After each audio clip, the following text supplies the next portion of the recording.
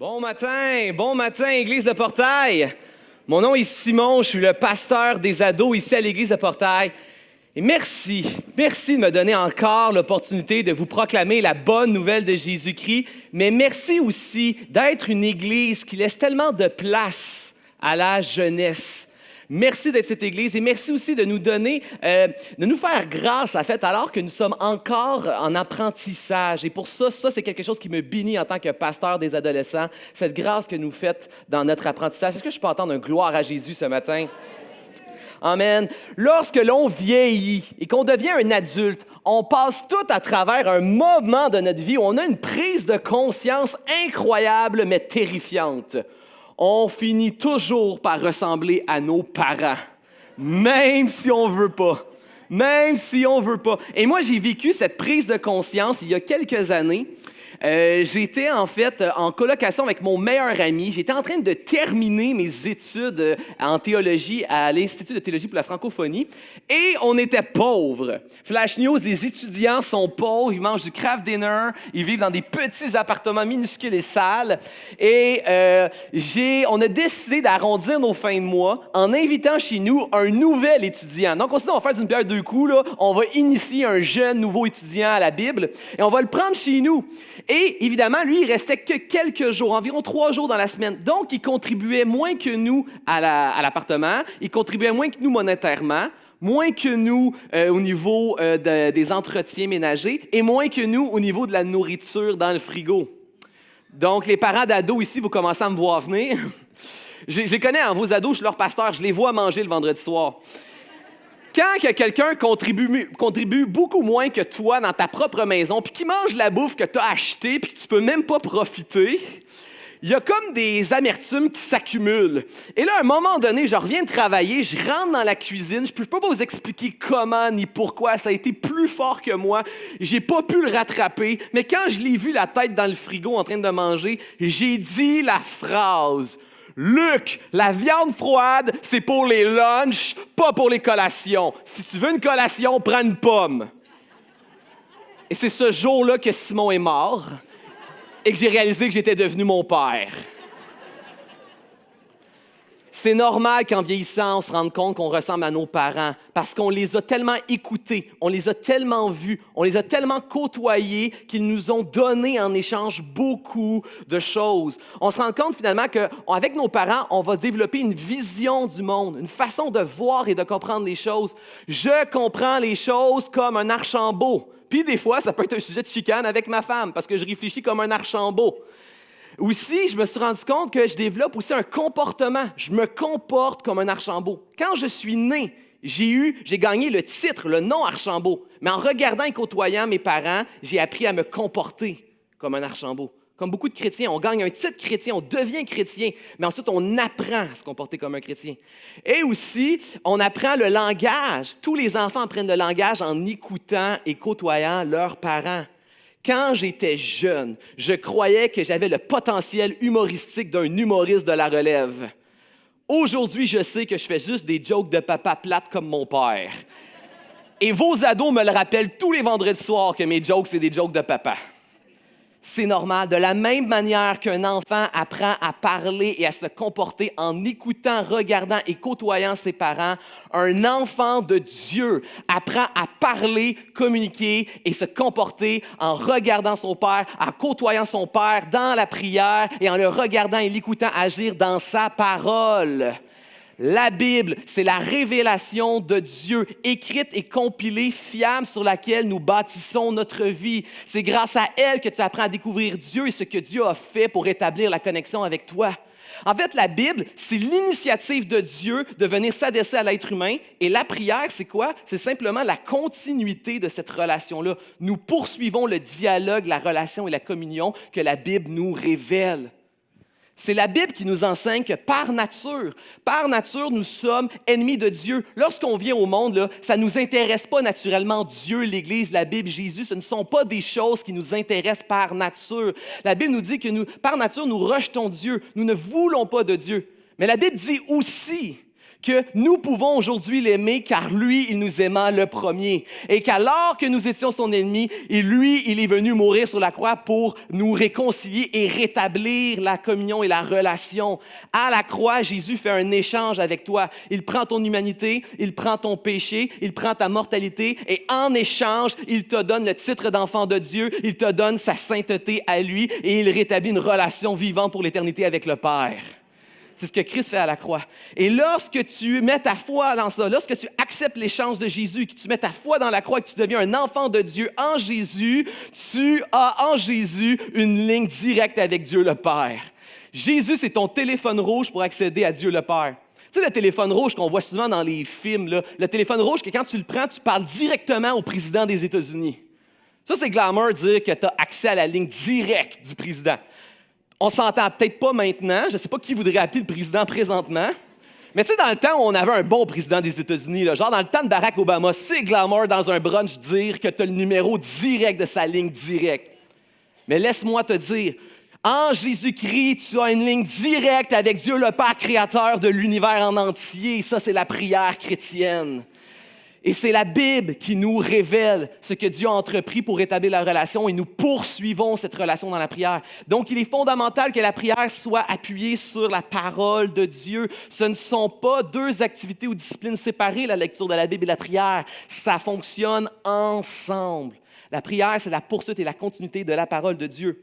Dans la Bible, Jacques, chapitre 4, verset 3, il est dit « Vous demandez, vous ne recevez pas parce que vous demandez mal. » Qu'est-ce que ce texte nous enseigne? Il est possible de mal demander. Il est possible de mal prier et ainsi mal recevoir. Mais de la même manière qu'il est possible de mal faire les choses, il est tout autant possible d'apprendre à mieux demander, mieux prier et ainsi mieux recevoir. Et comment on apprend à mieux prier?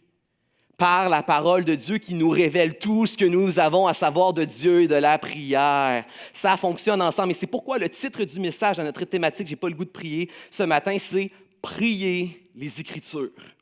Première chose que j'aimerais qu'on puisse voir ensemble ce matin, c'est la nécessité de prier les Écritures. Autrement dit, formulé d'une autre manière, je pourrais dire « Pourquoi prier les Écritures » ? Pourquoi l'Église devrait-elle prier la Bible, prier les Écritures? Bien, première raison, là, accroche-toi à ta chaise, je ne veux pas que personne tombe à terre sur la connaissance, parce que c'est biblique. Prier les Écritures, c'est biblique. Premièrement, si tu n'as pas la Bible, il te manquerait beaucoup trop d'informations pour comprendre ce que Dieu est, ce qu'est sa volonté, ce qu'est la prière. C'est la Bible qui te révèle les choses invisibles et spirituelles. Autrement dit, la Bible, là, c'est ta paire de lunettes spirituelles pour voir dans l'invisible. Sans elle, tu ne peux pas prier. C'est comme aller à la guerre sans armes. Je sais qu'il y a beaucoup de parents ici, parce que j'ai beaucoup d'ados, donc il doit y avoir beaucoup de parents. Cet été, l'été vient de terminer. Combien à main levée, là, soyez honnêtes, là, combien à main levée vous avez joué à Marco Polo dans la piscine? Là? Vous l'avez fait parce que vous étiez obligés, vous aviez des enfants. Il y en a d'autres, vous avez trop aimé ça c'est bizarre. Mais levez la main, là, vous avez joué à Marco Polo cet été, là, soyez honnêtes. Laissez-moi pas tomber, vous avez joué à Marco Polo. Moi, j'ai pas d'enfants, puis j'ai joué à Marco Polo. Laissez votre main dans les airs, ceux qui ont joué à Marco Polo. Maintenant, soyez encore plus honnêtes. Combien d'entre vous, quand vous avez mis la tête sous l'eau, vous avez ouvert les yeux, laissé la main dans les airs? Oh, il y a des menteurs. Il y a des menteurs. Tout le monde, quand il rentre sous l'eau, il ouvre les yeux. Pourquoi? Parce que tu veux pouvoir esquiver l'ennemi et aller toucher celui que tu veux toucher pour avoir la victoire, puis que ce soit lui qui devienne Marco Polo. Prier et vivre une vie chrétienne sans la Bible, c'est l'équivalent de jouer à Marco Polo tout seul au milieu de l'océan avec plein de dangers autour de toi. Tu ne feras pas long feu. Tu ne feras pas long feu si tu as une vie de prière et chrétienne déconnectée de la parole de Dieu. La parole de Dieu nous révèle des choses que sans elle, on n'aurait pas accès. Elle nous met l'attention sur des choses sur lesquelles nous ne porterions jamais attention. La parole de Dieu, par exemple, nous sommes tellement prisonniers du moment présent que nous avons besoin de la parole de Dieu pour penser les véritables enjeux éternels de notre vie. En ce moment, peut-être tu es en train de penser à tellement de listes de choses que tu dois faire. Peut-être tu es en train de penser, il faut que tu arrêtes à la quincaillerie après l'église pour aller acheter une ampoule. Il faut que tu ailles acheter une salade de fruits pour une rencontre de parents à l'école pour ton enfant. Il faut que tu ailles chercher du linge chez le teinturier. Mais la réalité, c'est que nous sommes tellement dans le moment présent que nous oublions que plusieurs de nos décisions auront un impact éternel. Et que nous sommes appelés aussi à investir dans cette éternité qui va nous suivre pour l'éternité. Autre chose que la Bible met en lumière aussi, nos véritables besoins. Nous sommes tellement limités parfois à nos besoins physiques que nous oublions des besoins beaucoup plus fondamentaux et essentiels. En ce moment, peut-être que ton ventre est en train de grouiller de faim parce que là, tu es en train de penser à ta table d'hôte chez Saint-Hubert tantôt ou à ton brunch du dimanche matin. Mais la Bible aide à nous voir, à révéler nos véritables besoins. Autant que ton ventre grouille d'appétit, peut-être que ton âme est en train de se dessécher, d'être affamée et assoiffée d'un besoin terrible spirituel qui affecte, sans t'en rendre compte, tous les autres aspects de ta vie. On a besoin de la parole pour voir les véritables besoins de nos vies. Alors que dans le quotidien, on prend des multitudes de décisions, que ce soit le vêtement qu'on va porter ou la couleur de la brosse à dents qu'on va acheter, on oublie que ce qui compte le plus, c'est la volonté de Dieu. On a besoin de la parole pour nous révéler la volonté de Dieu. Être capable d'inviter Dieu dans toutes nos décisions. Et aussi, alors que dans le quotidien, on révèle une multitude de petits défis, on oublie aussi souvent le plus grand des défis. Nous avons un ennemi qui est prêt à tout pour séparer Dieu de ses enfants, prêt à tout pour te déconnecter de Dieu. Puis s'il n'est pas capable de te faire perdre ta foi, il va faire tout ce qu'il peut pour que ta vie spirituelle soit la plus superficielle et inefficace possible. On a besoin de la Bible comme paire de lunettes spirituelles pour être capable de manœuvrer dans ce monde parfois où on se limite avec ce que l'on voit au niveau des yeux. Amen. Deuxième raison pourquoi on a besoin de la parole dans nos prières, parce que la Bible augmente notre foi dans la souveraineté de Dieu, mais aussi dans sa parfaite sagesse. On n'a pas de problème avec la souveraineté de Dieu. D'ailleurs, c'est la raison pourquoi tout le monde, même des gens non chrétiens, vont aller prier Dieu, parce que nous aimons l'image d'un Dieu qui est pleinement souverain. Mais des fois, on a misère avec la deuxième mention, celle de sa parfaite sagesse. Qu'est-ce que je veux dire par là? Ce que je veux dire, c'est que dans la Bible, si on prend l'ensemble de l'enseignement sur la prière, il y a toujours 3 vérités sur la prière que tu peux toujours avoir une ferme assurance, conviction et foi à chaque fois que tu pries.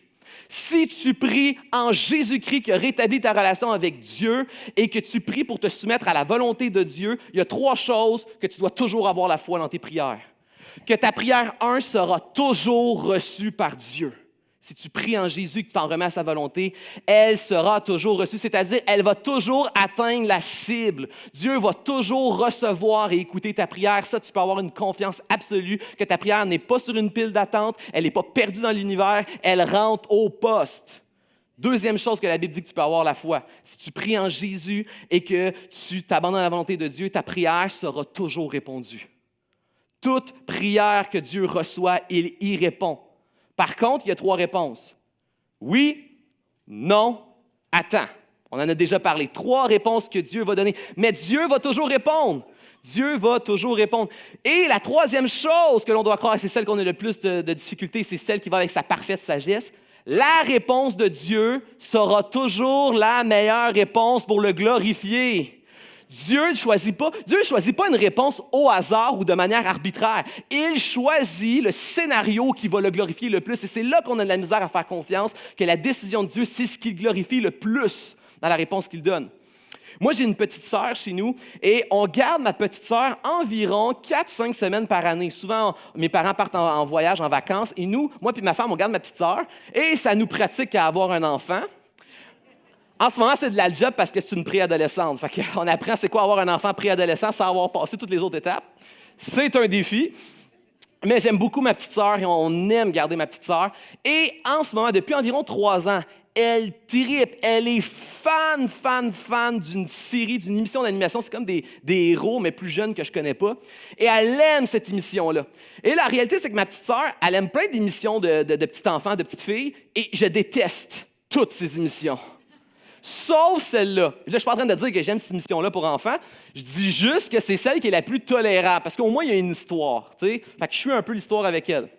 Et c'est la seule émission que je suis capable de tolérer et d'écouter avec elle. Fait que quand elle arrive la première journée chez moi, elle a tellement hâte de me demander « Simon, est-ce que tu veux écouter cette émission-là avec moi? » Moi, je le sais qu'elle veut me le demander. Je le sais qu'elle a envie. Puis j'ai hâte qu'elle me le demande. Je veux qu'elle me le demande parce que je veux qu'elle puisse connaître la joie d'entendre un « oui, j'ai envie ». Son grand frère veut écouter cette émission-là avec elle. Je voulais déjà lui dire oui. Je savais déjà qu'elle allait me poser la question. J'avais déjà le pouvoir et l'autorité de dire oui. Mais je voulais qu'elle me le demande pour expérimenter cette joie. La même manière que Dieu fonctionne avec la prière. Par contre, Des fois, je lui dis non. Quand ça fait 3 jours qu'elle passe devant la télé en plein été alors qu'il fait beau dehors, à un moment donné, j'ai dit non, aujourd'hui, il n'y aura pas de télé. On va aller au parc pique-niquer, on va prendre du soleil, on va prendre de l'air, on va s'amuser dehors. Je suis responsable de sa santé et de son équilibre. De la même manière que Dieu est responsable de nous. Elle n'aime pas la réponse que non, il n'y aura pas d'émission aujourd'hui, mais elle a besoin. Je choisis la meilleure réponse, le meilleur scénario pour le meilleur des mondes. Et des fois, je vais lui dire, attends. Des fois, je vais lui dire, là, tu vas aller jouer 1 heure dehors et après, on va écouter une émission ensemble. Dieu ne choisit pas ses réponses de manière arbitraire ou au hasard. Il choisit le meilleur scénario qui le glorifie tout le temps. Puis on pourrait dire des fois aussi que dans la Bible, il y a une 4e réponse. Il y a une 4e réponse. C'est lorsque Dieu dit oui, mais pas de la manière qu'on s'imaginait. Et ça, peut-être que ça arrive plus souvent que ce qu'on pourrait l'imaginer. Dieu va dire oui, mais d'une manière différente. Éphésiens 1 nous dit que Dieu peut donner infiniment plus grand que tout ce que vous pouvez imaginer. Pourquoi? 2 raisons. Parce que derrière chaque prière, Dieu voit quel est le véritable besoin. Des fois, on n'est même pas conscient de c'est quoi notre véritable besoin derrière la prière. Et en plus, deuxièmement, c'est ça qui est incroyable, Dieu n'est pas limité par nos demandes. Il peut aller au-delà de nos demandes. Il voit le besoin et il répond au-delà de ce qu'on avait demandé. Je donne un exemple, c'est une petite histoire d'une petite fille avec une poupée. Cherchez pas dans votre Bible l'histoire de la petite fille et de la poupée, c'est pas dans la Bible. Là. C'est une histoire que nous, les théologiens puis enseignants de la Bible, on aime se raconter avant de dormir. On est plate de même. C'est l'histoire d'une petite fille qui était pauvre, dans une famille pauvre. Et elle n'avait pas d'amis parce qu'elle n'avait pas de jouets, elle avait absolument rien pour attirer l'attention, donc elle était délaissée par les autres, vêtements usés, aucun jouet, aucun intérêt. Elle était tout seule et un enfant unique. Et là, Noël approche. Et tous les autres enfants sont en train de partager dans les catalogues les jouets qu'ils vont acheter, puis tout ça. Là, toutes les petites filles de sa classe veulent la nouvelle poupée. Une poupée qui est grande, qui est belle, qui est colorée, articulée. La poupée, elle fait du son, toute la super belle poupée, et elle veut la poupée. Enfin, avoir quelque chose avec lequel jouer, une poupée à prendre soin, à partager de l'amour, à entrer en relation, à pu être tout seul. Et elle en parle à ses parents, et ses parents lui révèlent qu'ils sont trop pauvres pour lui acheter la poupée. Alors, elle décide de prier Dieu. Elle prie Dieu. Et Dieu, vous savez quoi? Il a écouté la prière de sa petite fille. Il a reçu la prière. Il a décidé de répondre à la prière de cette toute petite fille. Et à Noël, Dieu a décidé de ne pas lui donner la poupée. Cette petite fille pauvre a passé Noël et elle n'a pas reçu de cadeau. Mais 9 mois plus tard, ses parents ont donné naissance à une petite fille qu'elle a pu prendre soin, déverser tout son amour. Elle a grandi, cette petite fille-là, et ils sont devenus les 2 meilleurs amis toute leur vie, inséparables. Dieu a vu quel était son véritable besoin. Elle avait besoin de quelqu'un avec qui vivre une relation, s'investir, avoir un égal à elle. Et Dieu est allé au-delà de sa demande en voyant son véritable besoin puis en lui donnant une véritable petite sœur. Ça, c'est la réponse de Dieu. Et quand ta prière est axée sur la Bible et que tu connais ta parole et que tu vois tous les hommes et les femmes de la Bible qui ont prié à Dieu et la manière que Dieu a écouté et répondu à la prière, tu te rends compte que c'est quelque chose qui arrive souvent. Prenez juste l'exemple de Jésus et des prophètes. Tous les prophètes de l'Ancien Testament attendaient la venue d'un grand libérateur, quelqu'un qui allait les sauver, quelqu'un qui allait restaurer, quelqu'un qui allait les pardonner. Ils attendaient. Mais eux, tout ce qu'ils voulaient, c'est qu'ils voulaient quelqu'un qui vienne les sauver, mais des Romains. Les Juifs n'aimaient pas les Romains qui les dominaient. Ils attendaient Jésus. Quand Jésus est venu, ils n'ont pas compris que Jésus ne venait pas les sauver des Romains. Jésus voulait nous sauver d'un bien plus grand ennemi. Il voulait nous sauver du péché, de la mort et de la souffrance pour qu'en Jésus, on puisse vivre dans un paradis. Il n'y aura plus jamais de peine, de souffrance et de mort pour toujours. Pas juste plus de Romains, plus aucune souffrance et domination pour l'éternité. Ce que Dieu avait prévu en Jésus était infiniment plus grand que tout ce que les Juifs avaient pu imaginer, rêver et prier. Dieu fait largement au-delà de ce que tu peux demander et imaginer. Mais il choisit toujours le scénario qui va le glorifier le plus. Oui, non, attends, ou oui, mais pas exactement comme ce que tu t'imaginais. Et la parole nous permet d'être ancrés dans cette vision-là de Dieu.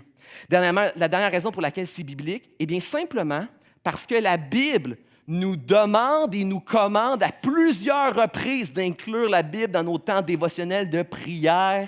Et en plus de nous le demander, elle nous en donne des exemples. Elle nous montre dans l'Ancien Testament et dans le Nouveau Testament des hommes de Dieu qui utilisent les Écritures pour prier et s'adresser à Dieu. pour n'en nommer que quelques-uns. Remarquez en Josué 1,8 ce que Dieu dit. Que ce livre de la loi ne s'éloigne pas de toi, médite-le jour et nuit pour agir avec fidélité conformément à tout ce qui est écrit. Donc, médite dans tes temps spirituels la parole de Dieu pour pouvoir justement chercher, vivre et appliquer sa volonté, ce qu'on parlait justement. Et le terme ici de méditer nuit et jour, c'est vraiment une expression qui est intimement reliée à la vie spirituelle, dévotionnelle, personnelle. En fait, les Juifs avaient cette habitude de prier plusieurs fois par jour. On le voit avec Daniel, matin, midi, soir. Et vraiment, c'est une expression pour dire, dans tes temps dévotionnels avec Dieu, inclus la réflexion, la méditation de la Bible pour pouvoir y répondre, la vivre et l'appliquer dans ta vie. Et c'est tellement important que Dieu le répète à travers sa parole. Prenez par exemple le livre des psaumes. Les psaumes, ce sont des prières et des chants adressés à Dieu. Le tout premier psaume, dans les 2 premiers versets, c'est répété encore une fois. « Heureux l'homme qui ne suit pas le conseil des méchants, qui ne s'arrête pas sur la voie des pécheurs, qui ne s'assied pas en compagnie des moqueurs, mais qui trouve son plaisir dans la loi de l'Éternel. » Et quoi? La médite nuit et jour. On commence le livre des psaumes en mettant l'importance d'inclure justement la Bible dans tes dévotions, dans tes lectures et prières personnelles. Mais elle ne fait pas simplement le commander, elle en donne des exemples. Un exemple excellent de l'Ancien Testament, c'est le prophète Jonas. Vous connaissez le prophète Jonas qui est envahi par le grand poisson? Jonas, il passe une mauvaise journée.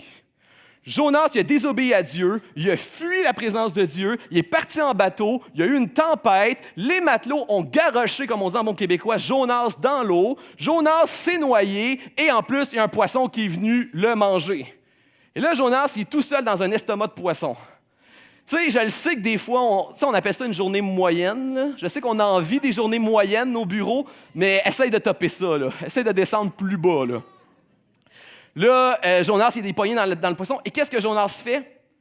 Jonas, alors que Jonas est dans le moment le plus risqué de sa vie là, dépend de cette situation-là, il ne va pas improviser une prière. Il ne va pas élever à Dieu une prière originale. Il va prier les Écritures. Lorsque tu portes attention à la prière, sans Jonas 2, la prière que Jonas élève envers Dieu, tu te rends compte que c'est en fait un mash-up, un mix de 3 psaumes et d'un prophète. Lorsque Jonas est dans la pire situation de sa vie, il ne prie pas selon ses propres mots, il prie selon les mots de la parole de Dieu. Il préfère s'en remettre en quelque chose de bien plus puissant que lui-même dans le pire moment de sa vie. En fait, Jonas va faire un mix de psaume 18, psaume 120, psaume 130 et lamentation 3. Il va prier les Écritures. Et on retrouve dans un contexte totalement différent le même genre de situation dans le Nouveau Testament. Paul écrit des épîtres. Les épîtres, c'est des lettres que Paul écrivait à certaines églises pour les enseigner dans la foi. Et dans plusieurs de ces épîtres, Paul va même faire des prières. Il va révéler aux gens à qui il écrit, c'est quoi le contenu de sa prière. Qu'est-ce que Paul prie pour les églises qu'il aime et auxquelles il écrit et il enseigne. Et une des choses que Paul va dire, par exemple, en Éphèse 1, l'église d'Éphèse, Paul va faire une prière dans laquelle il fait exactement la même chose que Jonas. Il va citer, faire des références et des allusions à l'Ancien Testament. Les prières de Paul sont saturées de la Bible. La prière en 1 Éphèse comprend des allusions à Ésaïe 40, un prophète, mais aussi au psaume 13 et au psaume 19. Nous avons la Bible qui nous commande de prier l'Écriture, mais nous avons aussi des exemples d'hommes de Dieu qui utilisent l'Écriture dans leurs prières. Prier les Écritures, c'est biblique. En fait, l'art de prier la Bible s'inscrit dans l'art de la prière depuis sa naissance. Un chrétien prie avec sa Bible à la main. Est-ce que je peux entendre un amen pour ça? Accessoirement aussi, prier les Écritures, c'est un antidote puissant pour les plus grands défis que nous avons dans la prière. Vous savez, cette thématique se nomme « J'ai pas le goût de prier ». Et il y a une raison, nous voulons aborder la prière d'une façon qui est honnête. Si on est honnête et intègre, autant que nous savons que la prière est une bénédiction incroyable dans laquelle nous pouvons entretenir une communion et une relation avec Dieu et dans laquelle nous pouvons même expérimenter le secours surnaturel de Dieu, autant en même temps, c'est un des plus grands défis de la vie chrétienne. Entretenir une véritable vie de prière. Mais la bonne nouvelle, c'est que Dieu donne ce qu'il ordonne. C'est-à-dire que si une maman envoie son enfant acheter du beurre, elle donne l'argent aussi pour acheter le beurre. Si Dieu sait que tu as besoin de la prière, il te donne la prière, il te donne aussi les moyens de pouvoir avoir une prière vivante et efficace, et c'est sa parole. Et ce qui est incroyable, ça c'est une bonne nouvelle incroyable, peut-être que tu es nouveau dans l'Église, peut-être que tu es nouveau dans la foi, tu n'as peut-être aucune culture de Jésus, aucune culture de la Bible de Dieu et de l'Église, eh bien, tu es qualifié pour commencer à prier avec la Bible. Peut-être que tu te sens parachuté quand tu pries, tu ne sais pas quoi prier, tu ne sais pas quoi dire, tu ne sais pas comment le dire, tu n'es même pas trop sûr exactement à qui tu t'adresses, mais dans la lecture de la Bible, de chapitre après chapitre, tu vas te construire une image claire de qui est Dieu. Chapitre après chapitre, tu vas découvrir des sujets de prière diversifiés. De chapitre après chapitre, tu vas même trouver peut-être des formulations qui vont t'aider à mieux t'exprimer, à mieux parler à Dieu, qui vont toucher ton cœur et t'élever dans le temps de prière. La meilleure façon d'apprendre à prier, même si tu pars de rien, c'est partir avec la parole de Dieu. Et en même temps, c'est une bonne nouvelle incroyable pour les vétérans de la prière. Peut-être que tu es chrétien depuis des années et ta lecture de la Bible, elle est morte. Et que ta prière, elle est morte. Réunis les deux ensemble. Parce que la Bible va devenir une source intarissable de sujets de prière et de nouvelles formulations, de nouvelles vies. En fait, la Bible, elle peut redynamiser ta vie de prière, vivifier ta vie de prière, renouveler ta vie de prière. Utiliser l'Écriture devient un atout considérable dans la vie de prière. Est-ce que je peux entendre un gloire à Jésus? Si tu es un chrétien ordinaire et que c'est difficile pour toi de prier, tourne-toi à la personne à ta gauche et dis-lui « Merci Seigneur, il y a de l'espoir. »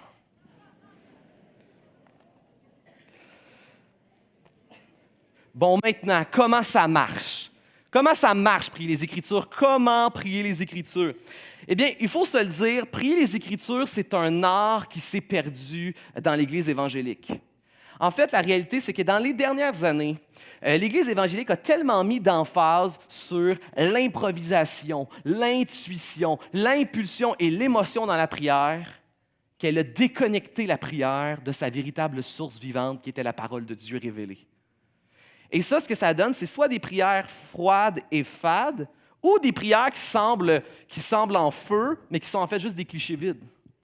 Nous avons besoin de reconnecter la Bible à notre vie de prière. C'est un besoin. Et lorsque je me préparais pour ce message, je suis allé chercher de l'information sur la prière des Écritures. Et ce que je me suis rendu compte, c'est qu'il faut remonter très loin pour trouver des manuels de qualité qui parlent de prier les Écritures. Il faut remonter jusqu'aux Puritains et même à la Réforme protestante. Parce que les dernières générations d'Églises évangéliques ont déconnecté la prière de l'Écriture. Mais je ne sais pas si vous réalisez que la foi là, chrétienne, elle est toujours à une génération de s'éteindre. Parce que la vie chrétienne, c'est transférer le flambeau de génération en génération de la foi et des enseignements de Jésus. Il est important et capital, Église, qu'on ne perde pas l'art de prier les Écritures, qu'on le saisisse ensemble, qu'on le pratique et qu'on le transfère à la prochaine génération si Jésus tarde sa venue. Nous avons besoin de redécouvrir. Je veux vous proposer ce matin de redécouvrir ensemble cet art perdu dans l'Église évangélique de prier puissamment les Écritures. C'est Winston Churchill qui disait « Un peuple qui oublie les erreurs du passé est condamné à les répéter. » Ne répétons pas cette erreur et regardons ensemble comment fonctionne la manière de prier les Écritures. L'art de prier les Écritures, ça commence aussi avec l'art de prendre le temps avec le texte biblique. Ça demande du temps. Il faut s'arrêter, il faut lire, il faut réfléchir à l'Écriture et ensuite, on répond par la prière à l'Écriture. Ça demande un arrêt. Et c'est souvent ce qu'on va trouver le plus difficile alors qu'on vit dans une société qui court à gauche et à droite chaque jour pour rattraper son temps. Mais on a besoin de prendre le temps de s'arrêter. Dans le premier message de cette thématique sur « J'ai pas le goût de prier », on a pris le temps de vraiment bien définir, et ça, c'est important de comprendre ça, que la prière, avant d'être une activité, c'est d'abord l'identité d'un enfant de Dieu. C'est-à-dire que le croyant doit toujours vivre en considérant que Jésus a rétabli notre relation. Nous sommes 24 heures sur 24 en relation avec Dieu, notre Père. Nous pouvons constamment échanger une relation spontanée et que la prière devrait être un réflexe, pas un dernier recours. Et qu'elle n'est pas non plus obligée d'être longue. On peut constamment remercier Dieu à chaque fois qu'on découvre des sujets de bonté de Dieu dans notre journée, tout comme on peut prier rapidement et spontanément Dieu pour des besoins et pour nos proches régulièrement dans nos journées. Ça, c'est l'identité de la prière. Mais la Bible nous enseigne aussi que la prière, c'est aussi une discipline que l'on développe dans notre vie. Un homme ne devient pas du jour au lendemain en santé s'il ne l'était pas, et musclé et en forme. Ça n'arrive pas par accident. C'est parce qu'il mange bien et il s'entraîne. On a besoin de développer une santé dans notre prière. Moi puis ma femme et moi, nous sommes mariés, mais pour la santé et la durabilité de notre couple, j'ai besoin de prendre des rendez-vous avec ma femme. Ma femme puis moi, on se donne des rendez-vous. Pourquoi? Parce que les vrais temps de qualité sont toujours préparés. C'est pas parce qu'on a des rendez-vous qu'entre les rendez-vous, elle cesse d'être ma femme. Ma femme est toujours ma femme. Je suis toujours en relation avec elle. On peut même vivre des moments heureux et spontanés sans rendez-vous, mais nous avons besoin d'avoir des rendez-vous pour avoir de véritables moments de qualité. Et j'ai besoin dans ma vie d'avoir des rendez-vous avec Dieu pour vivre des moments de qualité avec lui. C'est un besoin. Donc, on doit s'arrêter. Vous savez, je crois que, vu que nous sommes une des générations les plus distraites qui n'a jamais existé, c'est probablement justement l'une des attaques principales de Satan sur notre génération, qui est le fait de s'arrêter et prendre le temps avec la parole de Dieu dans la prière. Satan va tout faire pour que tu aies une vie de prière la plus superficielle et inefficace possible. Et nous devons contrecarrer. En fait, la raison, c'est que Dieu ne donne pas dans le junk food spirituel. Si tu veux du junk food spirituel, tu peux aller dans le monde. Satan va offrir à ce monde un buffet des continents de junk food spirituel pour que les gens puissent avoir un peu ce qu'ils veulent puis se sentir bien. Mais Jésus ne cherche pas à gagner un concours de popularité. Jésus ne te dit pas ce que tu as envie d'entendre, il te dit ce que tu as besoin d'entendre pour la vie éternelle en lui. Et ça fait toute la différence. Et moi, personnellement, c'est pas une recette que tout le monde doit appliquer à sa vie, mais moi, personnellement, j'aime remonter mon horloge le matin quelques minutes avant le temps que j'ai besoin pour prendre ma douche, faire mes lunchs, partir travailler. Et ce temps-là, je le consacre à la prière et à la parole de Dieu. Pourquoi? Parce que j'ai réalisé que souvent, mon réflexe, quand je me lève, avant de faire mes lunchs, c'est tout de suite d'aller sur mon téléphone, tout de suite aller voir qu'est-ce qui se passe sur Facebook, qu'est-ce qui se passe dans l'actualité, dans le journal et tout ça. Et j'ai réalisé l'importance, avant de m'exposer dans le public, d'aller me fortifier dans le privé. Et je prends ce temps-là à ce moment-là. Donc, l'art de prendre le temps. Mais avec l'art de prendre le temps avec le texte vient ensuite l'art de méditer le texte. Et lorsqu'on retourne justement dans les manuels puritains ou réformateurs, on se rend compte qu'il y a deux propositions qui sont faites pour nous aider à méditer les Écritures. La méditation, c'est un peu l'espace de transition entre la lecture et ensuite la prière. Comment on médite les Écritures? Premièrement, une des choses que tu peux faire, c'est que tu peux paraphraser les Écritures. Paraphraser les Écritures, ça veut dire les mettre dans tes propres mots pour pouvoir te l'approprier et mieux les comprendre. C'est répéter ce que tu viens de lire, mais dans tes propres mots. Tu lis un chapitre. Mais c'est pas lire le chapitre juste pour le lire, fermer ta Bible, ciao bye, continuer ta journée, puis tu te coches ça comme si tu avais fait une bonne action dans ta journée. Non, c'est tu lis pour comprendre ce que tu lis. Donc, c'est lire un chapitre et se poser la question, qu'est-ce qui se passe dans le chapitre que je viens de lire? Qu'est-ce qui se passe? Qu'est-ce que l'auteur semble vouloir me communiquer? Qu'est-ce que ce chapitre semble m'enseigner aujourd'hui? Tu te poses ces questions-là. Et ensuite, tu le répètes dans tes propres mots. Pour répéter et résumer dans tes propres mots, il faut que tu te poses les fameuses questions qu'on apprend dans nos cours de français. Qui, quoi, où, comment, quand, pourquoi, de quelle manière. Tu peux tout résumer ça en une phrase. L'importance de mettre dans nos propres mots, ça aide à la rétention d'informations puis à l'appropriation.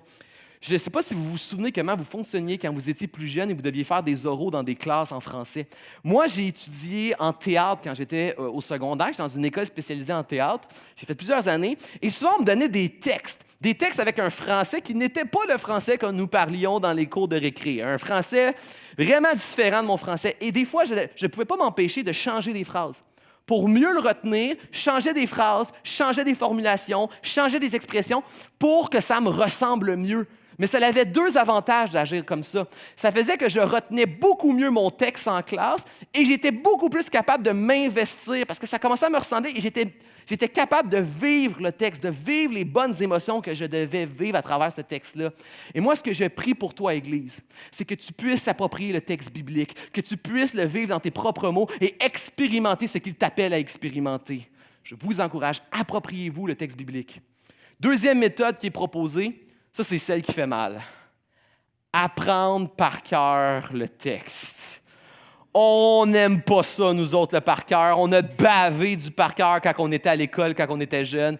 Mais il y a beaucoup de bénéfices. Ça demande plus d'efforts, mais ça rapporte d'apprendre le texte.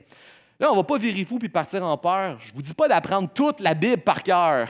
Vous êtes incroyable si vous y arrivez, mais C'est pas ça que je suis en train de dire. Commencez avec des objectifs réalistes. Prenez des prières. Juste commencez pour grandir dans votre vie de prière. Commencez à apprendre les quelques prières qu'il y a dans la Bible par cœur. Souvent, c'est des passages qui sont courts et qui s'apprennent bien. Puis vous avez plusieurs choix dans l'Ancien et dans le Nouveau Testament. Il y a environ 222 prières dans la Bible. Commencez de temps en temps avec une prière que vous apprenez par cœur. Et là, vous allez voir que c'est comme si votre temps de prière, c'est comme si vos mots et vos pensées vont mariner. Tu sais, comme une bonne viande dans le barbecue qui marine dans une bonne marinade. Et là, votre prière va devenir goûteuse. J'ai expérimenté la prière apprise par cœur. Quand j'étais à ITF, on avait un cours sur les écrits de Paul. Et vous savez, c'était quoi l'examen final? C'était un examen de par cœur, mais ce n'était pas des questions. C'était choisir un épître de Paul au complet et l'apprendre par cœur et la réciter sans erreur devant le professeur. J'ai relevé le défi, j'ai choisi l'Épître aux Colossiens et j'ai appris l'Épître aux Colossiens, les 5 chapitres, par cœur au complet. Et je les ai récités sans erreur. Je peux vous dire, ma prière a roulé sur l'Épître aux Colossiens pendant au moins 2 ans. Ça a été le carburant de ma prière. Un épître, là, je te le dis, ça a donné du feu à ma prière pendant 2 ans. Ma prière, elle avait la tonalité colossienne, elle sonnait colossien, elle avait une orientation colossienne. Ma prière, elle avait tellement mariné dans l'Épître aux Colossiens qu'elle était savoureuse et goûtée. Ça m'avait fait un énorme bien. Ma prière pour toi, Église, c'est que ta prière puisse mariner dans la parole de Dieu puis qu'elle puisse devenir goûteuse dans ta vie personnelle.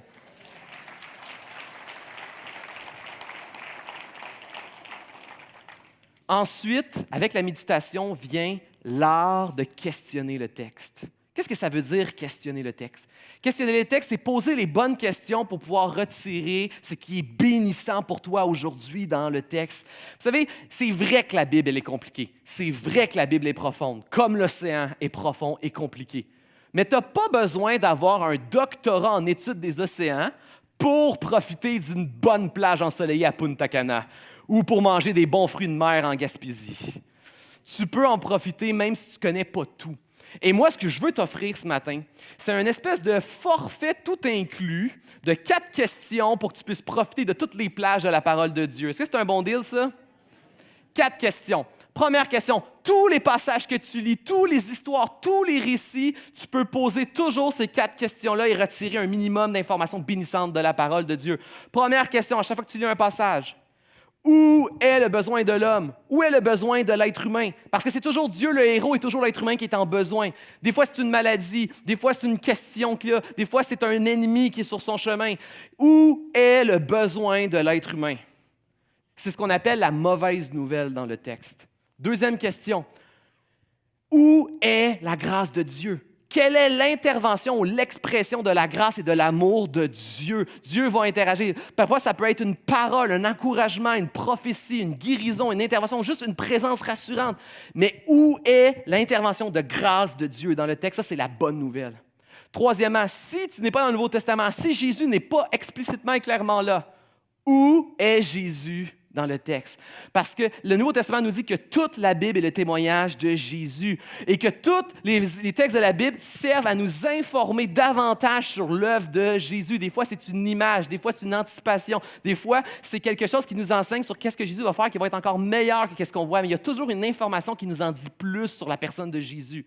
Et quatrième question, comment je réponds à ça? Ça, c'est la prière, c'est le moment où on répond au texte.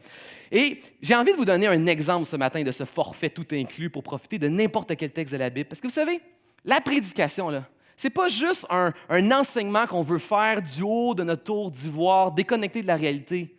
Mon but, Église, c'est que le lundi matin, là, avant d'aller dans les lunchs, si tu décides vraiment d'ouvrir ta Bible et de prier, je veux que tu puisses être béni dans ta lecture et béni dans ta prière. Je veux que ça soit pratique et concret pour toi. Et j'aimerais prendre un temps ce matin pour vous offrir un exemple. Est-ce que vous êtes d'accord? Mettons, tu es dans ta lecture de la Bible.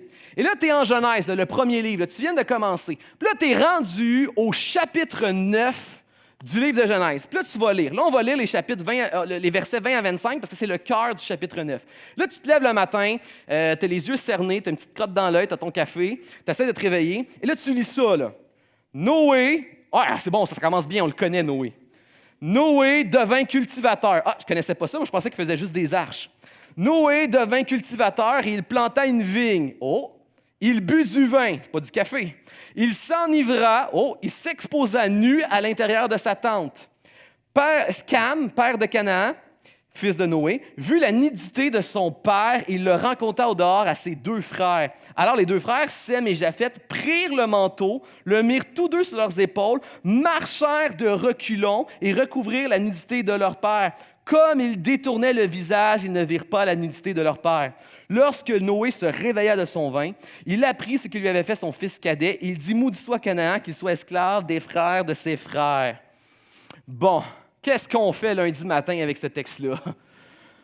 Ouf! Une grosse matinée. On ferme la Bible, puis là, on dit à Dieu, « OK, Dieu, on fait un deal. J'ai rien compris à ta Bible, mais j'ai la foi que tu m'as quand même béni sans m'en rendre compte. Fait que merci de bénir cette journée. Ciao, bye, on va faire les lunchs pour l'école. » Non, nous pouvons faire beaucoup mieux que ça en simplement posant les questions qu'on a posées. Où est le besoin de l'homme? Où est la mauvaise nouvelle dans le texte? Noé, c'est un débauché. Dieu a sauvé Noé du déluge. Dieu s'est même servi de Noé. Noé, c'est non seulement un homme qui a été sauvé par Dieu, mais c'est un homme qui est aussi un serviteur de Dieu, qui a construit une arche, qui a sauvé sa famille, qui a sauvé des animaux. C'est un sauvé serviteur, mais qu'en réalité, on le voit quand le vin a exposé son péché, c'est un débauché. Il a fini sous mort, tout nu dans sa tente. Quelle est la mauvaise nouvelle dans ce texte? Nous sommes pas mieux que Noé. Nous sommes tous ici dans ce lieu dénoué. Nous sommes peut-être sauvés par Jésus. Peut-être que tu as connu Jésus. Peut-être que Dieu s'est révélé à toi par la parole, par un ami, par l'Église. Jésus t'a sauvé. Peut-être même que Dieu t'a fait la grâce de le servir. Tu sers Dieu comme un témoignage dans ta communauté. Tu es peut-être engagé serviteur dans cette Église-là. Tu es un sauvé, tu es un serviteur. Mais la réalité, c'est que ton cœur n'est pas mieux que celui de Noé. Peut-être que tu ne te débauches pas comme Noé, mais la réalité, c'est que nous avons le même potentiel au péché. Nous avons le même cœur que Noé et nous avons un cœur tout aussi pécheur et débauché que Noé. Ça, c'est la mauvaise nouvelle. Quelle est la bonne nouvelle du texte? Où est l'intervention de grâce de Dieu?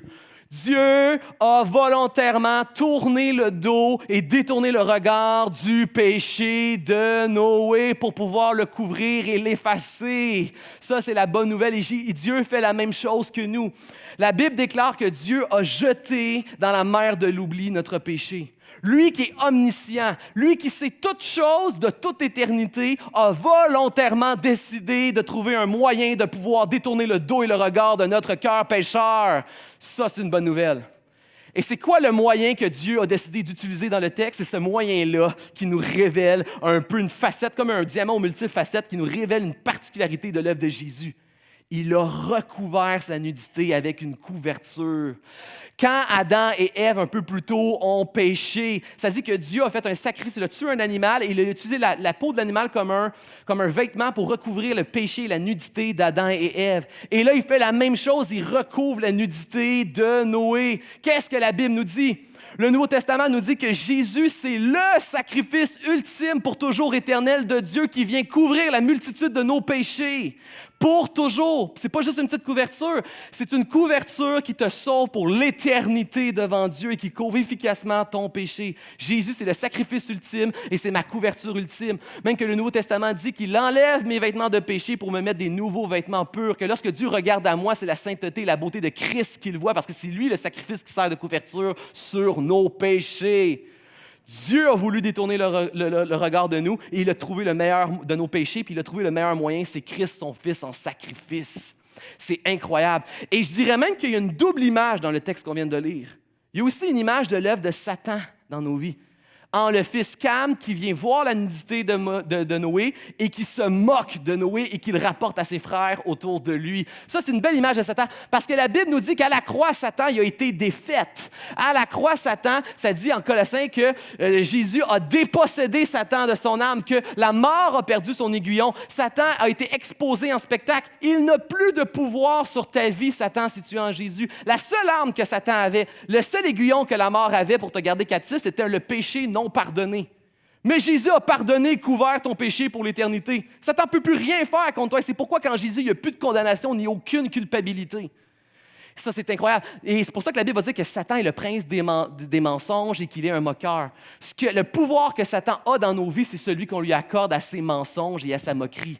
Satan va tout faire pour mettre la confusion dans nos émotions, dans nos pensées et dans notre foi. Il veut que tu moques Dieu. Il veut que tu mets le doute dans Dieu. Il veut que tu crois à ses mensonges, que le sacrifice de Jésus n'est pas vrai ou qu'il n'est pas suffisant pour couvrir ton péché. Mais Noé a réprimé son fils de la même manière que Jésus réprime Satan dans nos vies. Ce texte, qu'on n'aurait pu rien comprendre et trouver aucune bénédiction, retrouve toute sa splendeur lorsqu'on pose les simples questions. Où est la mauvaise nouvelle? Où est la bonne nouvelle? Et où est Jésus dans le texte? C'est incroyable. Si tu veux poursuivre aussi d'autres exemples, je vous ramène à un message sur YouTube que Gaëtan a déjà fait qui s'appelle « Tu as besoin d'un déclic christocentrique » où il y a encore plus d'exemples. Mais on doit apprendre à poser ces questions-là au texte pour pouvoir en profiter. Et quand on a été béni par le texte, par ces simples questions-là, on peut maintenant passer à la dernière étape, l'art de prier le texte, l'art de répondre au texte. Et lorsqu'on veut prier un texte, on utilise ce qu'on appelle la règle des 3 R. C'est quoi la règle des 3 R? La règle des 3 R, c'est tout texte biblique, tout passage, tout chapitre. Tu vas toujours pouvoir trouver un sujet de réjouissance, un sujet de repentance et un sujet de requête. Donc, quelque chose à être émerveillé et remercier le Seigneur, quelque chose pour s'examiner sa vie soi-même et quelque chose pour prier pour l'avenir. Si je prends l'exemple qu'on vient d'utiliser ici, si je reprends l'exemple de Noé, qu'est-ce qu'on retrouve dans la règle des 3 R ici? Réjouissance, première prière. Seigneur, merci à travers ta parole de me révéler encore une fois le salut incroyable que nous avons en ton Fils Jésus-Christ. Oui, j'ai un cœur pécheur. Oui, je ne mérite pas l'œuvre que tu as fait, Seigneur, mais tu as trouvé bien plus qu'une couverture pour recouvrir mon péché. Tu as sacrifié ton propre Fils et ce sacrifice dure pour l'éternité. Et pour l'éternité, grâce à ton Fils, je peux accéder à ta présence, Seigneur. Merci de l'œuvre de ton Fils. Merci de cette couverture éternelle qui cache mon péché. Réjouissance. Maintenant, repentance. Seigneur, lorsque je réalise tout ce que tu as entrepris pour pouvoir détourner le dos et le regard de mon péché et le cacher à jamais en ton Fils Jésus-Christ, je réalise mon désir maintenant de marcher conformément à cette nouvelle image que tu as mise sur moi. Tu m'as déclaré saint, juste et enfant de Dieu alors que j'étais pécheur. Maintenant, donne-moi le désir et la force de marcher conformément à cette image d'enfant de Dieu saint, juste pour ta gloire. Je veux honorer le sacrifice de ton Fils Jésus pour moi. Et maintenant, requête vers l'avenir. Seigneur, alors que je me prépare à affronter cette journée, ne me permets pas d'oublier la bonne nouvelle de ton Fils Jésus-Christ, sacrifice qui couvre ma faute et mon péché. Ne laisse pas Satan venir mettre le doute dans ma vie. Ne laisse pas Satan venir amener son mensonge dans ma vie ou même sa moquerie envers Dieu, mais garde-moi attaché à la bonne nouvelle de Jésus-Christ que tu m'as permis de découvrir ce matin dans ta lecture. Seigneur, amen. Tu peux être béni par n'importe quel texte biblique en posant les bonnes questions. Et tu as toujours dans chaque passage un sujet de réjouissance, de repentance et de requête.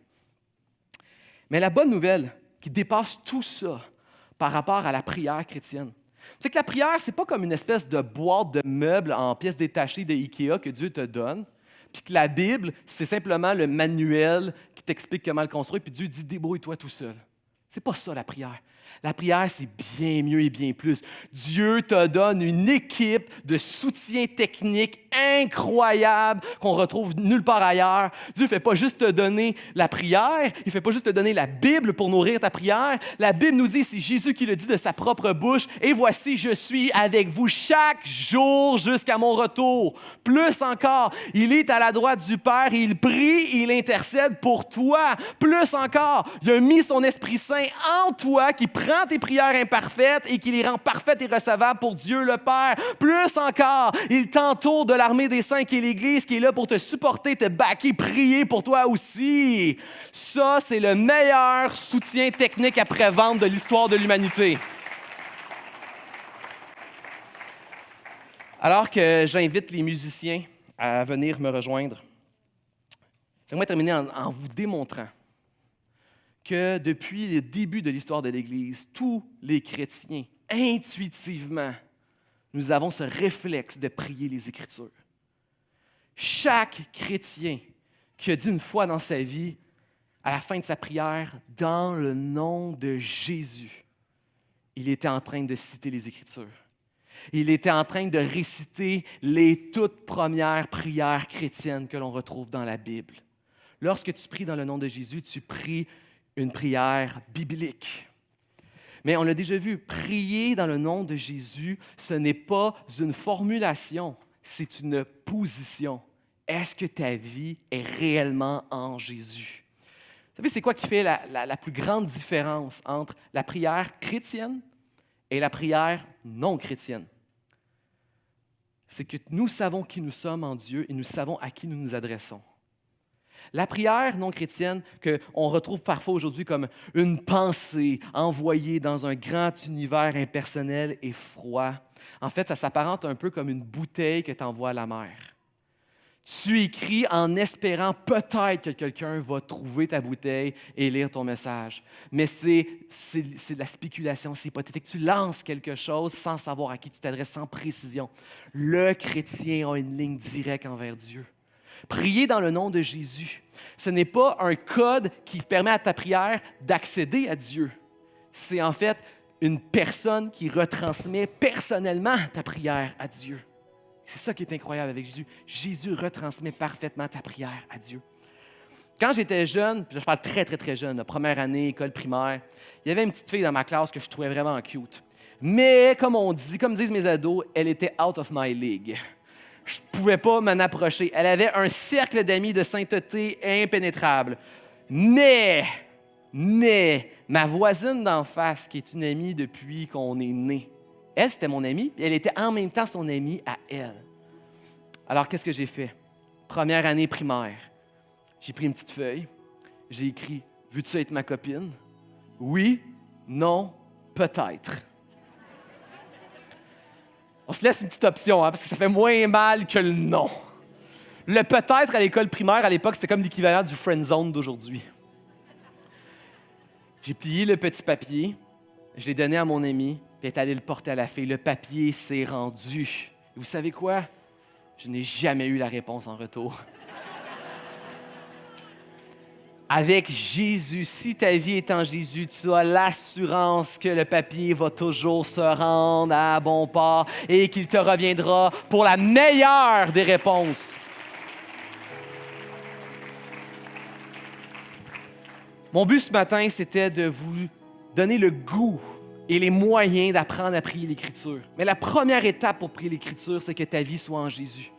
La puissance de la prière n'est pas dans la formulation, mais elle est dans la relation. Est-ce que tu es en relation avec Jésus? Est-ce que tu as mis ta foi dans ce Jésus qui est mort à la croix à ta place et qui couvre ton péché pour l'éternité et qui te déclare enfant de Dieu et qui rétablit ta relation avec Dieu? Prenons ce temps de louange pour justement prier Dieu, pour questionner notre cœur et mettre tous les œufs dans le même panier. Mettons notre emphase sur notre relation avec Dieu en Jésus-Christ qui retransmet fidèlement nos prières au Père. Levons-nous, frères et sœurs, et adorons et prions notre Dieu.